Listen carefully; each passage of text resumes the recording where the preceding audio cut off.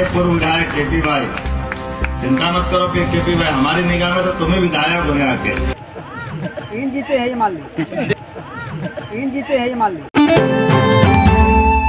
आपके घर में कोई यदि बड़ा बुजुर्ग आता है तो उसे आप बैठने के लिए देते हैं और उसका आदर सम्मान करते हैं।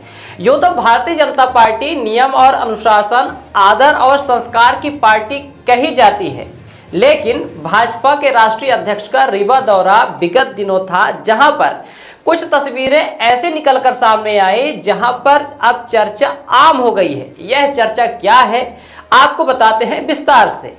चुनाव प्रचार के आखिरी समय में भारतीय जनता पार्टी के राष्ट्रीय अध्यक्ष जेपी नड्डा रीवा पहुंचे, जहां एसएएफ ग्राउंड में सभा को संबोधित किया।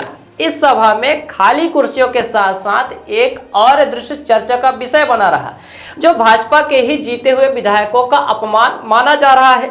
दरअसल मंच में रीवा के भाजपा के 7 विधायक मौजूद थे, लेकिन रीवा विधायक उप मुख्यमंत्री राजेंद्र शुक्ला और सिमरिया के हारे पूर्व विधायक केपी त्रिपाठी को पहली पंक्ति में स्थान दिया गया, जबकि 6 अन्य विधायक पीछे तीसरी पंक्ति में हाथ जोड़े हुए अपमानित महसूस करते हुए पीछे खड़े थे।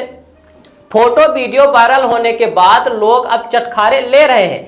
लोगों का ही यही कहना है कि हाथ बांधे खड़े हुए ये 7 विधायक अपने आप को अपमानित महसूस किए हैं।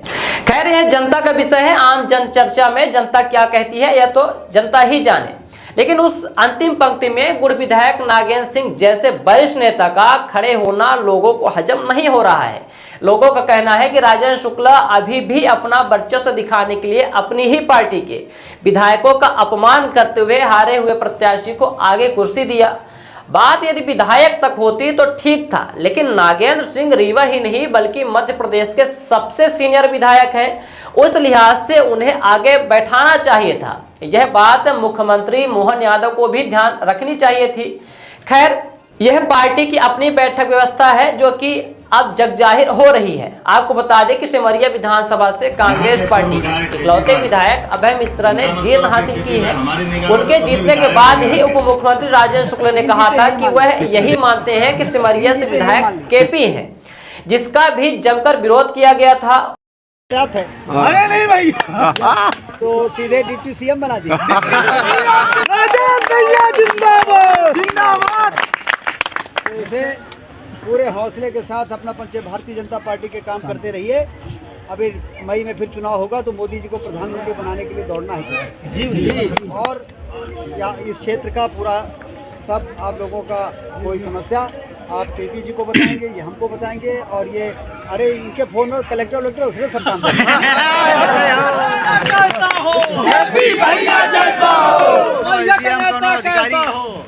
सब नहीं के हिसाब से चलिए। अपना चिंता रखें, 3 जीते हैं ये मान ली।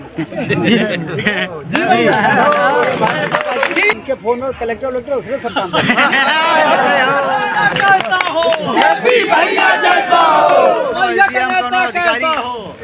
सब नहीं के हिसाब से चलिए। अपना चिंता रखें, 3 जीते हैं ये मान ली। 3 जीते हैं ये मान ली। 3 जीते हैं ये मान ली। वहीं एक बार फिर प्रदेश के मुख्यमंत्री मोहन यादव ने भी सिमरिया में कहा कि वह पूर्व विधायक को ही वर्तमान विधायक मानते हैं। श्री केपी त्रिपाठी जी, जिनके साथ में पहले भी एक कार्यक्रम में आए, यहाँ के पूर्व विधायक केपी भाई, चिंता मत करो कि केपी भाई हमारी निगाह में तो तुम्हें विधायक बने आके। चिंता मत करो कि केपी भाई हमारी निगाह में तो तुम्हें विधायक बने आके। इस तरह की बात एक मुख्यमंत्री के मुंह से निकलना शायद ही लोगों को हजम होगी। उप मुख्यमंत्री और मुख्यमंत्री के उक्त बयान और नड्डा के कार्यक्रम में पहली पंक्ति में केपी त्रिपाठी को स्थान देना माना जा रहा है कि सिमरिया की जनता का अपमान है और अभय की जीत भाजपाइयों को हजम नहीं हो रही है। इसके लिए उन्हें चाहे भले ही अपने अन्य 6 विधायकों को अपमानित करना पड़े। जन चर्चा होती है कि राजेंद्र शुक्ला को केपी त्रिपाठी की हार और अपने धुर विरोधी अभय की जीत हजम नहीं हो रही है, जिसके चलते वह अपने अन्य विधायकों को नीचे दिखाते हुए केपी को सामने लाकर खड़ा कर रहे हैं। हालांकि मामला चाहे जो हो, लेकिन 26 तारीख को मतदान और मतदान के पहले अगर भाजपा विधायकों में असंतोष हुआ और उन्हें यह एहसास हुआ तो उन्हें अपमानित किया जा रहा है, तो जनार्दन मिश्रा के लिए मुश्किलें खड़ी हो सकती हैं।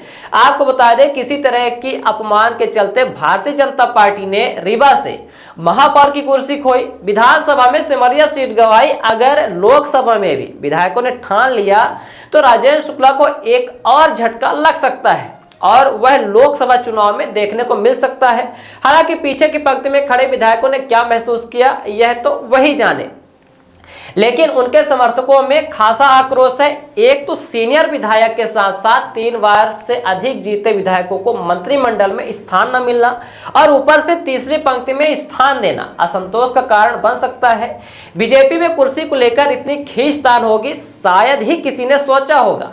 जिस तरह से रीवा लोकसभा सीट में भारतीय जनता पार्टी ने 7 सीटों में सभी विधायकों ने बड़ी ही जद्दोजहद के साथ यह कुर्सी पाई है, लेकिन आप तस्वीर में देख सकते हैं कि अन्य सभी विधायक यहां तक कि संगठन के पदाधिकारी भी पीछे खड़े हुए हैं, जबकि केपी त्रिपाठी ना संगठन के पदाधिकारी हैं ना ही वर्तमान में विधायक है। ऐसे में अब यदि पीछे खड़े विधायकों ने भारतीय जनता पार्टी से हाथ खड़े कर लिया तो जनार्दन की मुश्किलें खड़ी हो सकती हैं।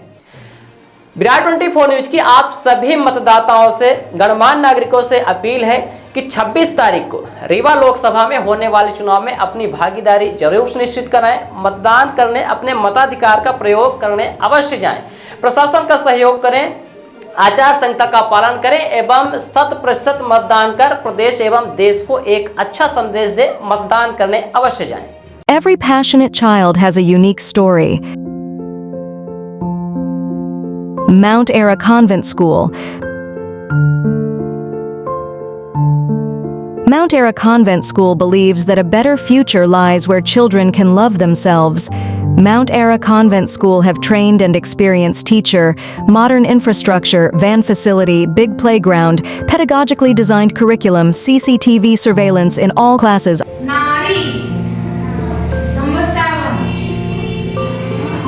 Classes are available from nursery to 8th in English medium. You can contact on 942-433-759 999-7317817 or you can visit us on the address Mount Ara Convent School near Yamuna Prasad, Shastri Mukh Badhir School Topkhana Rewa.